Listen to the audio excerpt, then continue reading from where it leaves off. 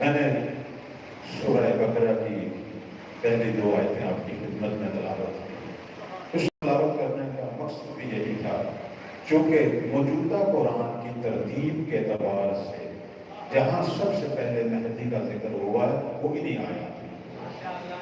جب اللہ متقین کی صفات بیان کرتا ہے، الذین یؤمنون بالغیب، متقین کی ایک صفت کیا ہے کہ وہ غیب پر ایمان رکھتے ہیں، تو محمد والے محمد فرماتے ہیں کہ یہاں غیب سے مراد ہمارا 12واں ہے کہ جس کی غیبت پر ایمان تقویٰ کی نشانی۔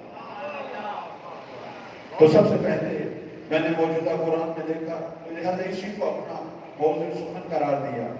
پروردگار کا لاکھ لاکھ شکر ہے کہ یہ آزاداری، یہ صف آزاد خدا نے ہمیں انتخاب کیا۔ اس وقت دنیا کی حالت تو آپ دیکھ رہے ہیں، ہر گھر کو نصیب نہیں ہے سید الشہداء کی آزاداری، ہر جگہ پہ نہیں ہو رہی، کچھ گھر ہیں ہر جگہ پہ، فی بیوت اذن اللہ ان ترفع، وہ گھر جن کو اللہ نے اپنے ذکر کے ساتھ بلند کیا، انہی کو خدا نے حسین کا ذکر نصیب کیا۔ صلوات پڑھے گا محمد و آل محمد۔ سید الشہداء کے ذکر میں بے پناہ برکتیں ہیں، گناہ معاف ہوتے ہیں، اس میں کوئی شک نہیں۔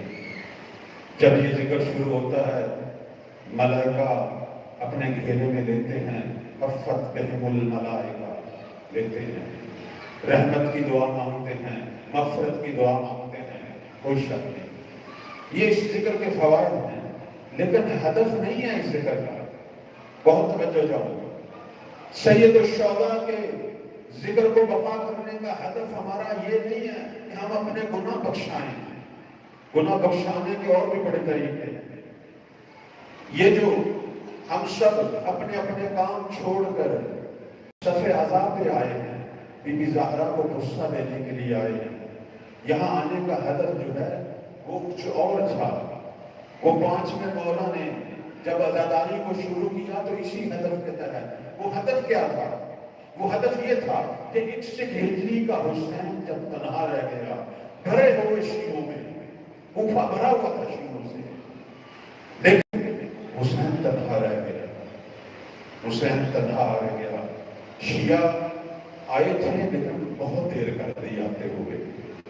کل میں نے سوشل میڈیا پر ایک میسج دیکھا، مجھے بڑا پسند آیا، کسی جوان کا بچے کا لکھا ہوا تھا، کہنے لگا محرم یعنی غم اور بیداری، غم اور بیداری، یہ غم اصل میں بیدار کرنے کے لیے ہے۔